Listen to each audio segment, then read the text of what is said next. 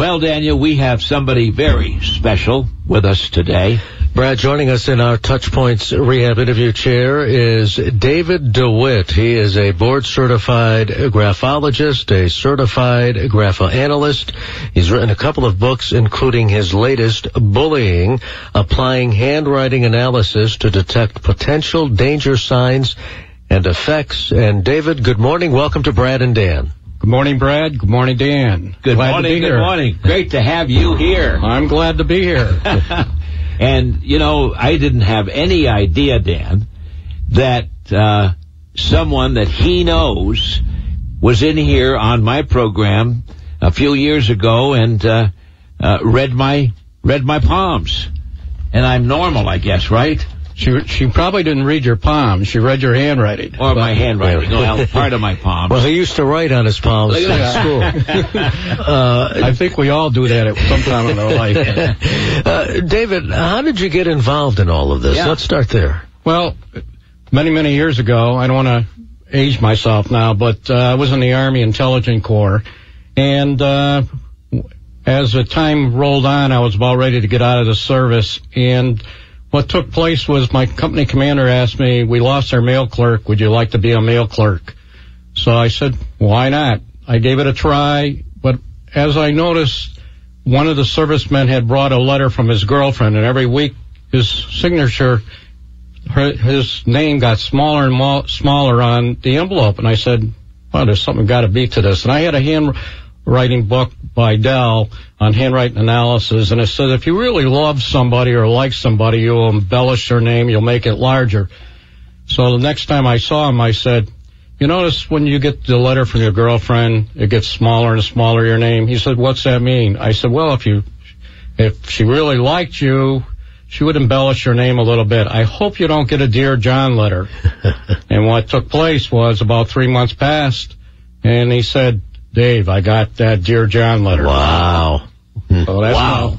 And I became a believer myself because I wasn't up to that point a believer. And then I started analyzing everybody's handwriting that I had left while I was in the service, and it became very interesting.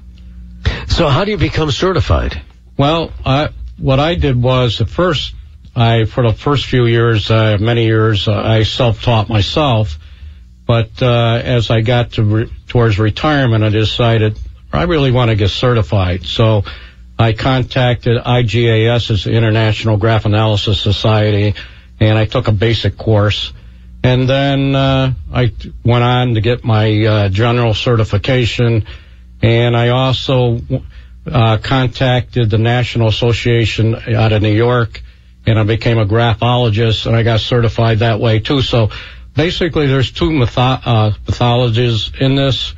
Graphology is a generic term, but you have the trait method, which studies the individual strokes, and then you have the Gestalt method. It looks at the paper, the whole paper, and you get the whole idea of the person when you look at it. So basically that's how I got started. You know, Dan and we've got the books, a couple of them, and this book that you wrote on bullying, applying handwriting analysis to detect potential danger signs and effects. And I looked at it, and the chapter that I was fascinated by was chapter 5, Mental Health Effects of Bullying. I mean, that children and adolescents who are bullied are at greater risk for mental health problems, in addition to physical health problems and decreased academic achievement. Wow. That's amazing. And if you notice who wrote the article is my daughter-in-law, Jade DeWitt. That's right, Jay DeWitt. Yeah. So, David, why did you pick the subject bullying for the book? Yeah. Well, after I wrote my first book, I happened to be at a local church in Southbury, Connecticut, and my wife asked me to come to listen to John Halligan, whose son, back in 2003, had taken his life due to bullying. And as I was listening to him talk, he worked for IBM, and he mentioned that he took his son's computer apart. He couldn't find anything in it about any clues that he could come up with. And after his talk, I was talking to him, and I said, did you find any other pieces of paper? And he said, why?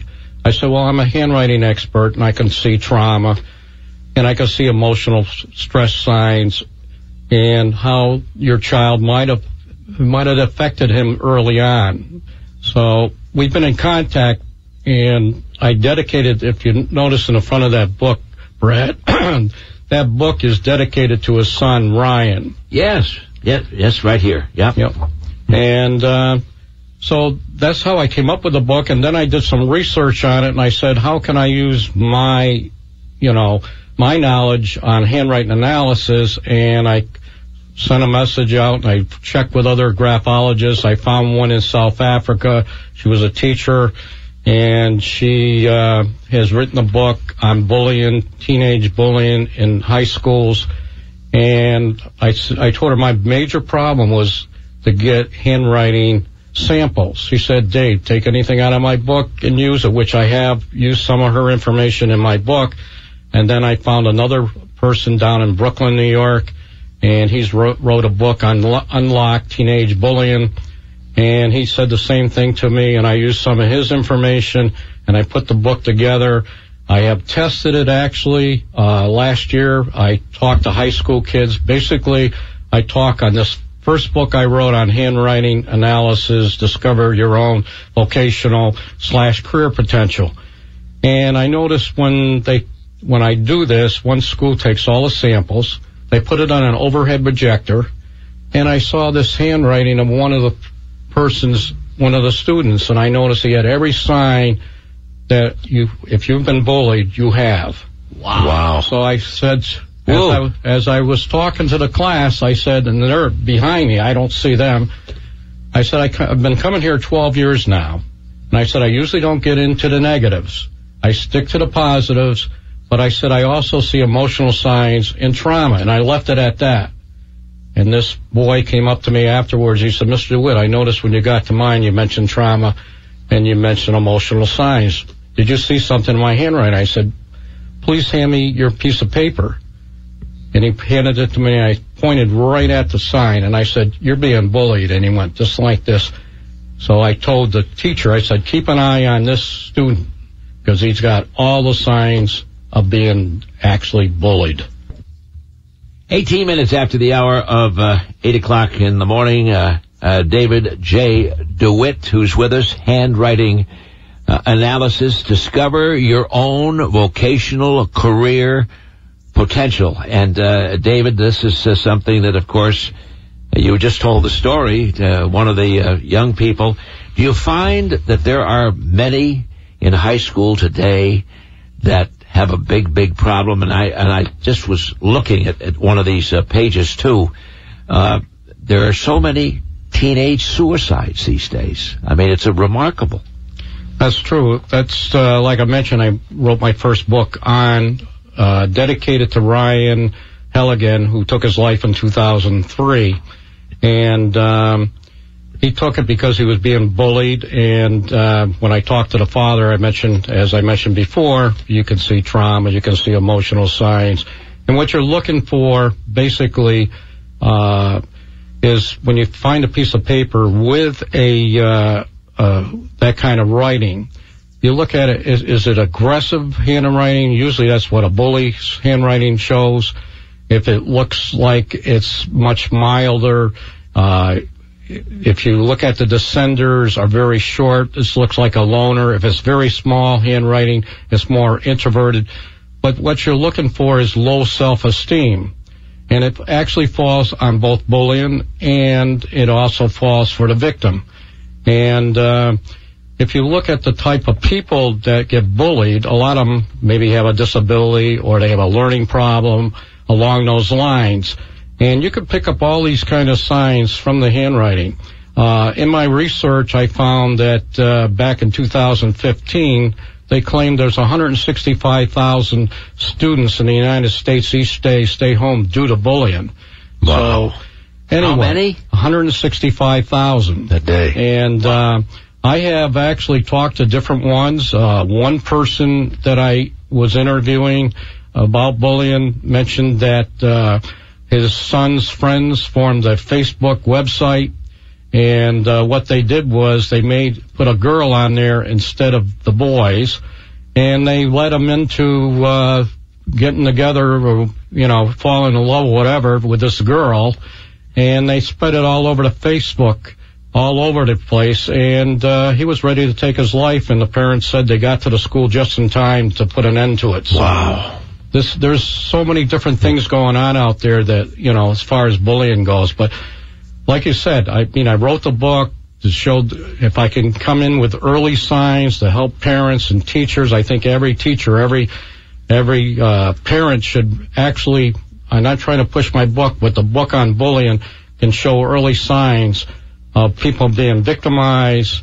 And I wrote about the effects. I also had authorities, especially here in Connecticut, the rules and regulation as far as what bullying, what your rights are. I totally feel that every parent should actually, and teacher, look at this book.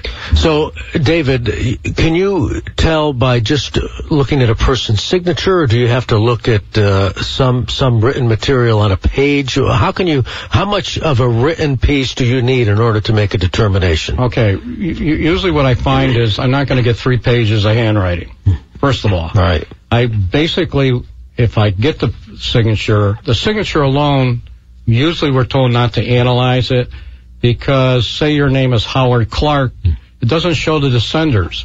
The descenders are very important because it shows determination. It also shows the people, places, and things that you like. So you don't get these. And also the signature is your public self-image. You portray yourself in a different light.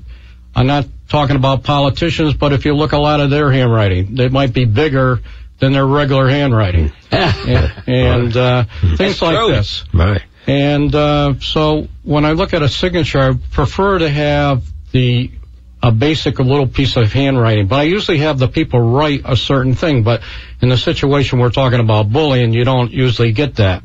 So if I have maybe, say a half a page, that would be awesome, because then I can look at the basic things that you look in handwriting, how the handwriting leans to the right. This shows you're more impulsive.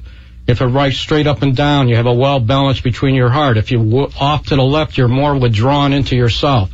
And again, another letter that's very important that I like to have is the letter pronoun I, because that's your personal self-image. And if it's all squeezed up, there's something going on in that person's life.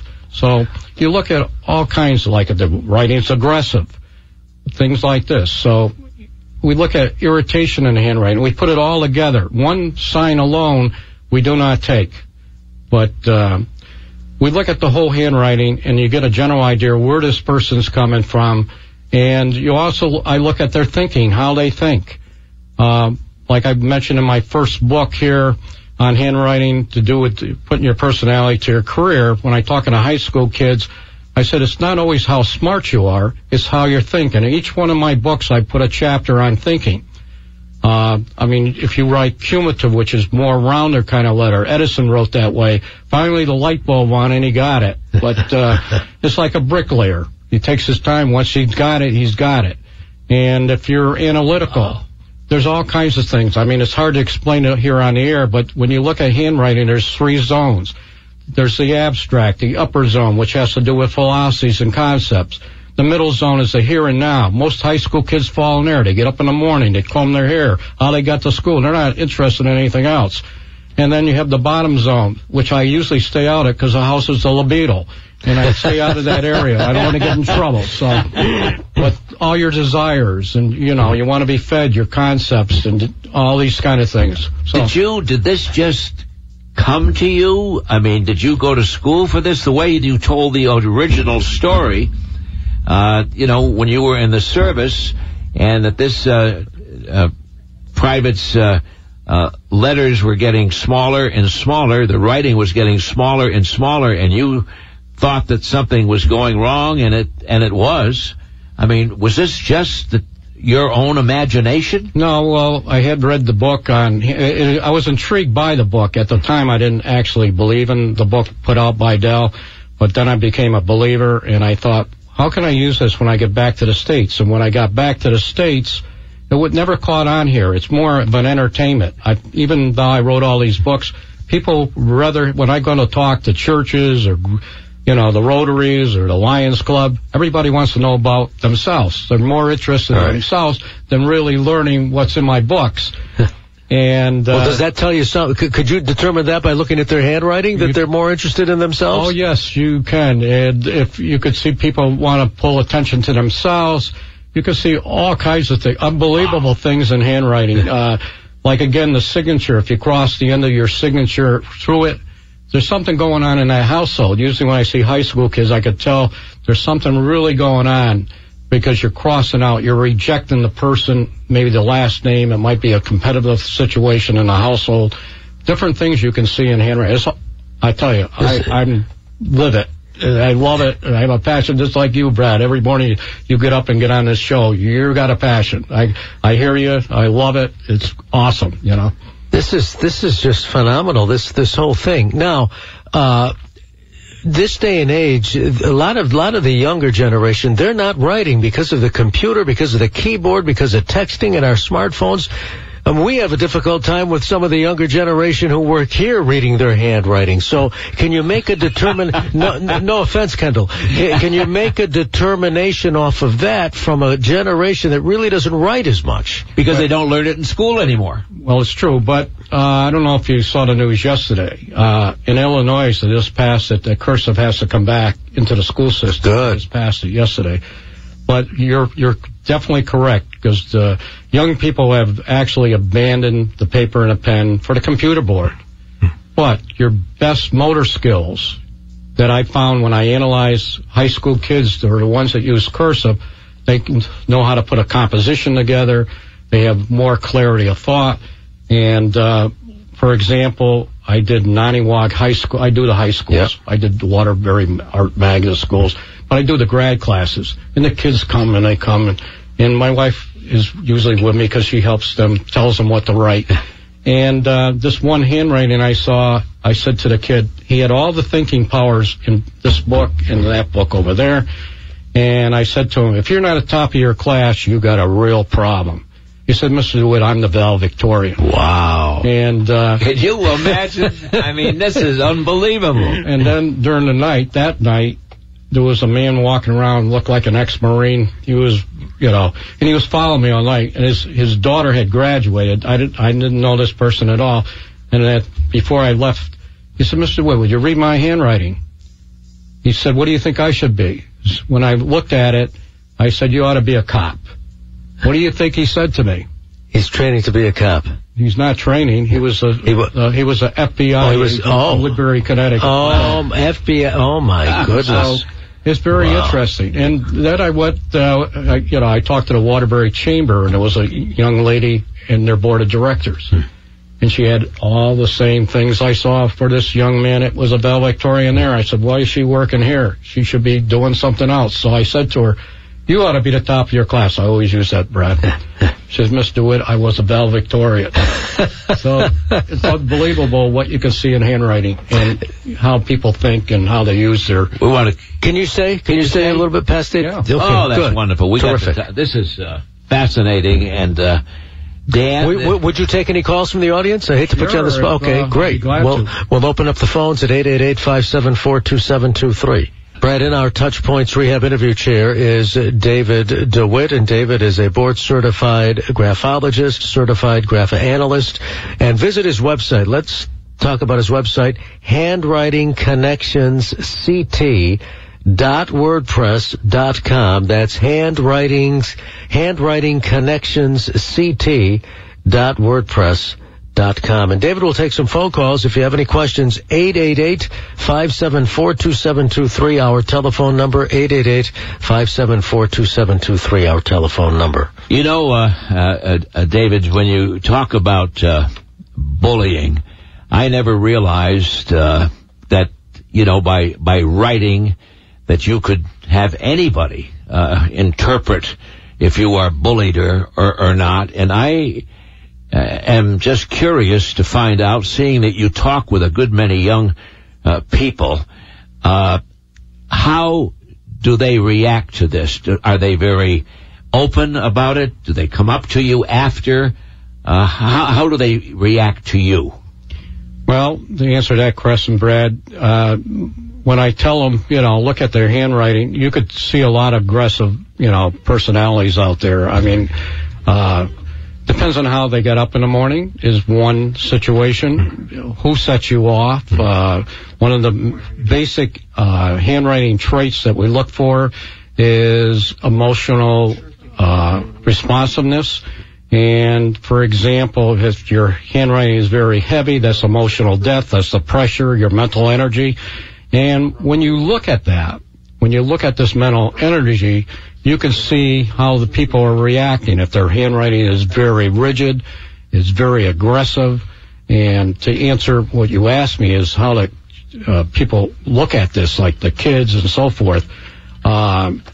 If I have to be careful what I say, I can't just come out and call them a bully. Right. Well, of course not. You can't say things like that, but you can say that you look like something's going on in your life, and what is bothering you. You I'm not a doctor, I'm not a psychologist, but when you look at it, you got to be very careful how you go about dealing with it. So. But some of what you wrote, and it's in the book, you could make a determination by how close they're writing to the margin. Is that correct? Okay, the margin is actually your comfort zone in your handwriting. Your comfort zone? Oh, yeah, you're definitely your comfort zone. If you're more to the left, you're more into the past. If you're more to the right, you're a forward thinker. Even how you put your signature on a piece of paper. If you're right in the center, I usually tell the high school kids when I usually see they're in the center that they like to be around, they're the party animals in the school. And, if you're way over to the left, usually I tell these kind of people, you walk into a room, you look around, you don't raise your hand, you check things out. If you're way over to the right, like I said, you're a forward thinker. Okay. And if you write uphill, some of this is universal. You write uphill, you're optimistic. You write downhill, you're pessimistic. If you write it straight across, you're more stable. So there's a lot of things. You want me to read yours, Brad? Well, before you do that, down those headsets, we're going to take some calls. 888-574-2723 is our telephone number. This is Robert in Vernon, David. Robert, good morning. Good morning.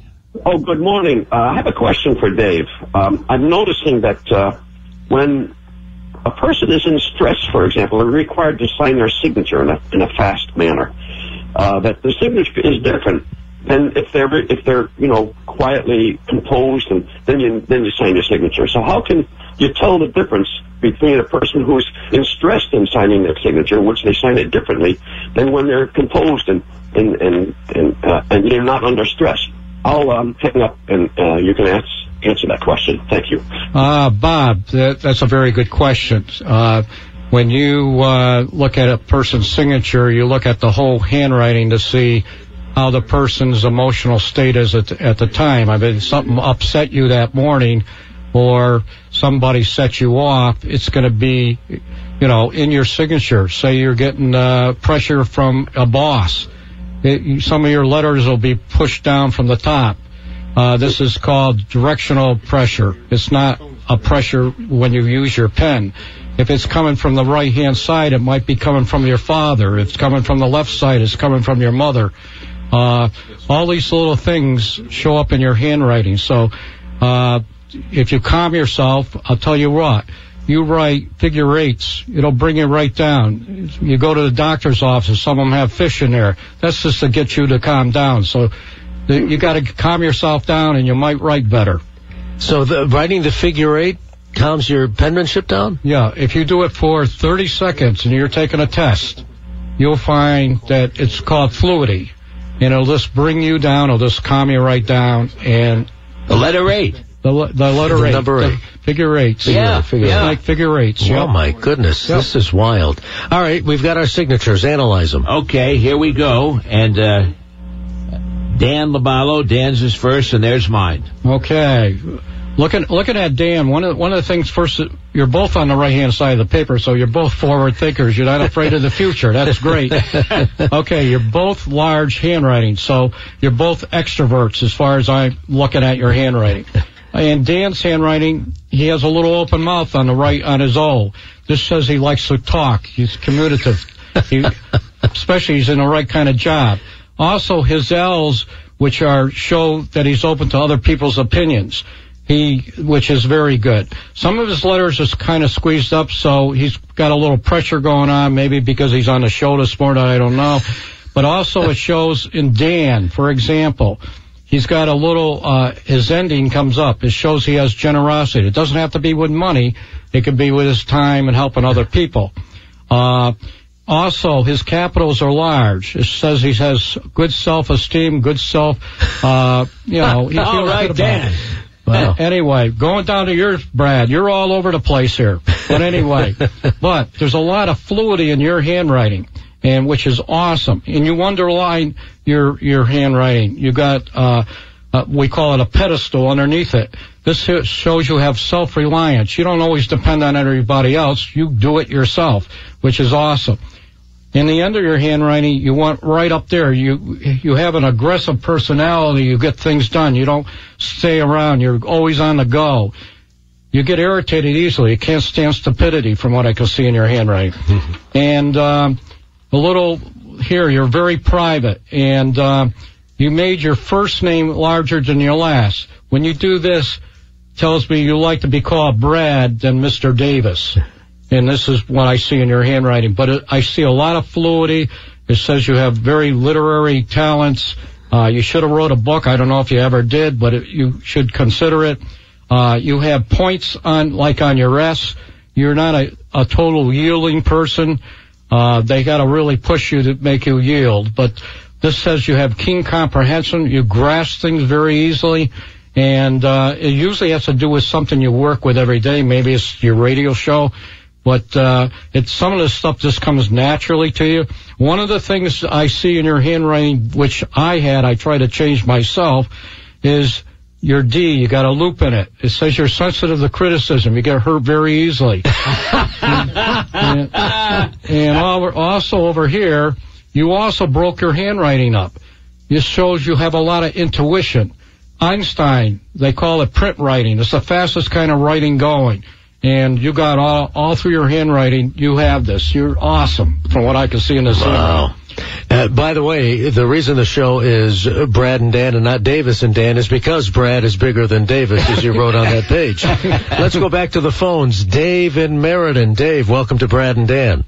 Hey, good morning, Brad, Dan, and your guest there. Very interesting. Hey, Dan, I sent you a copy of my signature to your phone. I don't know if you got the picture, but I was just curious if your guest could take a look at my signature that I sent over a few minutes ago. Well, we'll see if we have time. I really don't want to get into that. Maybe we can do something down the road along those lines. Yeah, that would be great to bring them back. It's a very interesting subject, and it's a relief from the politics here for a little while. Right. But I didn't realize you could tell so much from somebody's handwriting like that. I didn't either. That's incredible. Yeah. It really is. Dave, thanks for the call. Could you have determined Aaron Hernandez and his outcome had you looked at his signature? I have not looked at it, but I belong to an organization. It's all over the websites. It's on our websites. I wish I pulled it up. It would have been a great subject to talk. I didn't know how much time I had this morning, but I would love to have looked at it and see what he was feeling the last minutes of when he took his life. Wow. You probably could see all the signs of being a victim, actually he might have aggressive handwriting for all I know. Right. Sorry, I don't have it in front of me. No, that's fine. But, what can people learn from, first of all, the book Bullying? Let's talk about that. And where can they pick up bullying? Okay, they can pick up. This is a fascinating, I've gone through this. This is fascinating reading. They can pick it up at Amazon. They can pick it up at Barnes & Nobles. They can go up on my website, which Dan mentioned before. They can order the book right off my website. I have several different sites. It's actually all over the world, so it's being really publicized right now.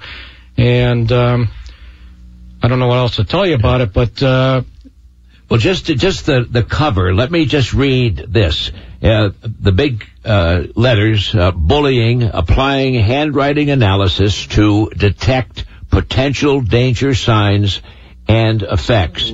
Irritable, secretive, low self-esteem, moody, bullying, distraught, lonely, depressed, seeks attention. And then there is a picture, it's in black, it looks like a young girl. Is that correct? And the reason we actually started off with a man on there, but as I've been doing a lot of my research, I hate to say, a lot of bullying is going on by females. No kidding. And they can be very bad, and so we decided... Females? In schools. In schools, yeah. Yeah. Right. Yes. Wow. And jealousy? Peer pressure? Peer pressure, popular girls, maybe somebody doesn't like that popular girl, and they'll just bully them, and it's a pretty bad thing. Yeah. And especially like when I was young, and probably you, Brad, and you, Dan, when we were younger, you usually went out and you had a little fist fight, and the whole thing was over. Right. Yeah. But with cyber technical, and iPhones and every other kind of thing, it goes beyond that now. And the big problem I have, my son is a teacher, Grayson DeWitt. He wrote in my book also, and he said, my biggest problem, Dad, is when I leave my school, I don't know what they're doing on the cybernet, Right. And they could be doing things out there that I will never know about. So, Pam, hang in there. We're going to take a call when we come. We've got coming up on a hard break in a minute, Brad, as you know. But Pam has a question for David. So what we'll do after the break is we'll go to Pam. Absolutely. Yeah. David, this is just fascinating, and it's so ironic that here you are here, and when I first got into this was years ago with a telephone call. Just amazing. And what this has become, and how many people, especially the young people, that it affects. So we're going to be back to our very special guest, David J. DeWitt. The book is Bullying, and then also a book, Handwriting Analysis. Discover your own vocational career potential. Two very interesting and different books. No question about it. And you should pick them up. You really should. Our special guest, David J. DeWitt, Handwriting Analysis. And I'll tell you, this is very interesting. Let's go to Pam in Southington, Connecticut. Pam, good morning. Good morning. Well, good morning, Brad. This is Pat Senich. And I don't know if you remember back in January 23rd, 1989, when your show was called The Breakfast Club, that you and I had a whole hour on the air. And as a result of that, we had an article written in the Hartford Current. There was 3 or 4 of us at that time who took samples of handwriting, and I believe yours was one of them. I know it's in my file somewhere, but I am so proud of David, and I congratulate him because we, as Graphoanalysts, have such a passion for this science, and it is truly scientific in nature. It is so necessary. It is brainwriting, and our children will never have a certain part of their brain developed if they don't continue to get back to handwriting. And you mentioned something about that, about Illinois in the news, and that's a thrill. And I, too, have a son and daughter-in-law teaching 3rd and 4th grade. I have gone into their classrooms, and these young people have the most incredible questions, and we really enjoy being able to let them know how important it is, because it's so natural. Before a child even develops into a regular, normal human being, at 9 months of age, you can still see the traits that I did with all 4 of my children as they developed. Without this, I don't know where I would be today. I was lucky enough to have it when I just got out of college, and we have guided and directed the children because of that to the absolute perfect professions. One of them is someone you might know, Valentine the Clown, and it was all because of a journal from Graphoanalysis that showed a gal in the Ringling Brothers Barnum and Bailey Circus, and my daughter had that picture on her mirror every day, and one day said, Mom, I'm leaving for Barnum and Bailey Circus. And I thought, wow, I guess that really scared me because that was traveling away from home. There were no phones, and she has had the most incredible career that you could possibly imagine. And I'm sure that anyone in the audience who hears that name knows it. I just wanted to thank David for bringing all this forward because it is a really important fact. It's something that I hope in the future they will come back to. I do think they will. And for myself, it's a passion that stirs your emotions. It stirs your blood, I should say. We can feel that passion, Yes, Pat. What a great call. Great call. I bet you have. But I wanted to thank you for having him on as well as myself over 20 years ago.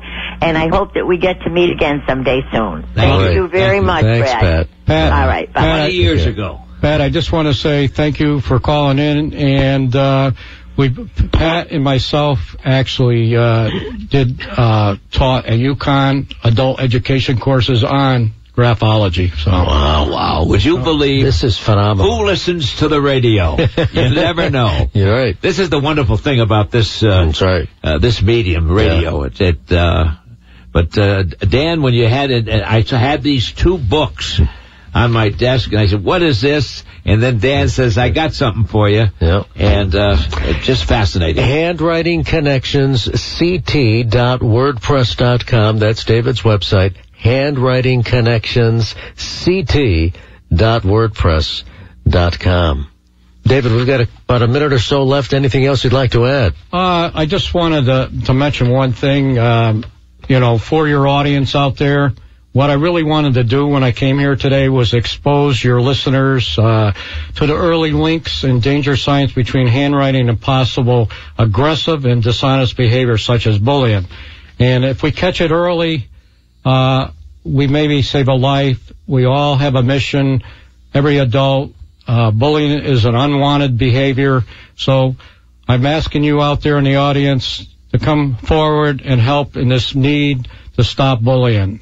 That's my message to you. Yeah, that's a great message. An excellent message. Yeah, no question. Oh, we're gonna have you back, don't? Right. This is fascinating stuff. Yeah. I didn't. I think it should be required reading for every school system in absolutely. in the country. Absolutely, no question. No. How long did it take you? How long did it take you to put bullying, the book, together, David? It took me about a year, which is unusual, but I was so possessed by hearing John Helligan talk about his son. I asked myself, actually, I got 8 children, 4 girls, 4 boys. Wow. How would I have handled that? And I was off set to go and see what I could do with what I've learned about handwriting to see if I could help some other children early on and save a life. That's my whole mission, writing that book. Wow. Wow. What a way to end this, The week. The week.